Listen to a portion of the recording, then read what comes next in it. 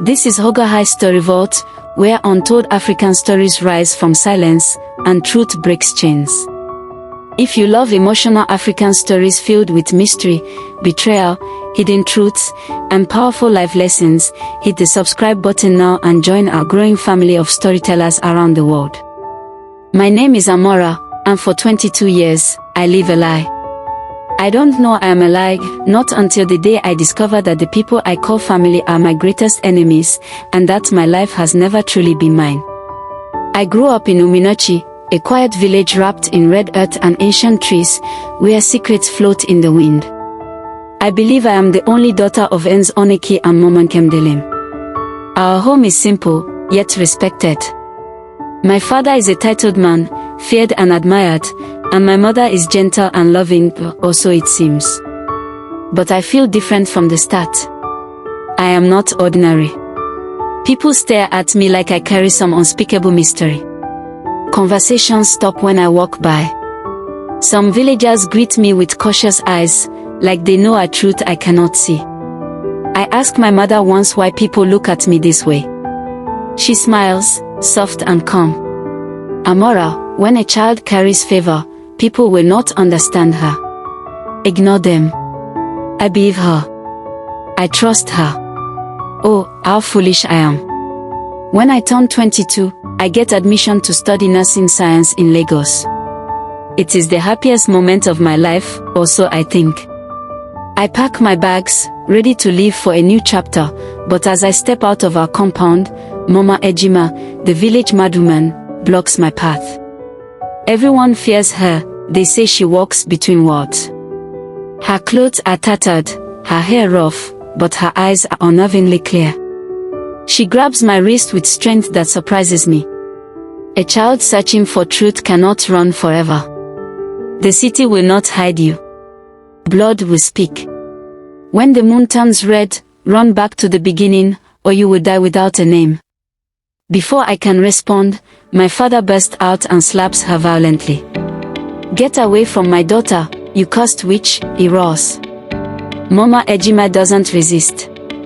She only looks at me again, pity in her eyes, and walks away. I feel unease rising in my chest. I cannot explain it, but something dark has begun to stir. Lagos is supposed to be a fresh start. Instead, it becomes the beginning of my nightmare. Night after night, I have strange dreams. I stand in a dark forest, surrounded by masked women chanting my name. Their voices echo in my head long after I wake. I am always soaked in sweat, my pillow wet with tears I cannot remember shedding. Then the sickness begins. At midnight every night, my body trembles, shivers, and aches. Doctors find nothing. They shrug. I know something is wrong. Then money begins arriving in my bank account.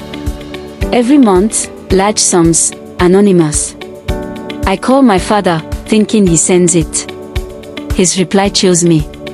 Amora, I don't know anything about that money.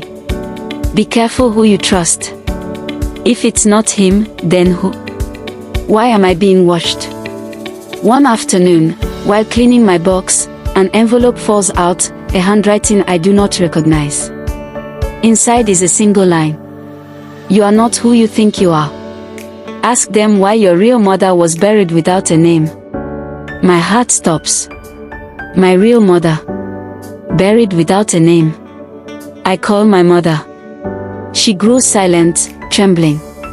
Then she says, Amora, don't ever open that door. Some truths kill. It is at that moment I know my life has been built on lies. My family is hiding something from me. I return to Uminochi without telling anyone. I am tired of lies. Tired of fear. Something inside me has awakened. I need answers now. I search the house. Hours pass. Finally, under my mother's bed, I find a locked wooden box. Inside are ritual beads, ancient cowries, a torn baby cloth, and an old death certificate. It has my date of birth. But the name is not Amora Oneki. It is Miracle Mbik. My hands tremble. Who is Miracle? Why does she share my birthday? I open a folded paper hidden inside the box. It is a blood pact, signed in my father's handwriting. First daughter in exchange for wealth. To be claimed by the river when she turns 22. Signed, Oniki Nwofa. I drop it. My body shakes uncontrollably. I am the first daughter. I am 22. My life has been sold by my own father. That night, I run to the riverbank. My legs carry me instinctively. There, in the moonlight, I see a woman dressed in white. My breath catches. She looks like me. Same eyes. Same face. She smiles, tears glimmering. You finally found me, she says softly. I am Miracle.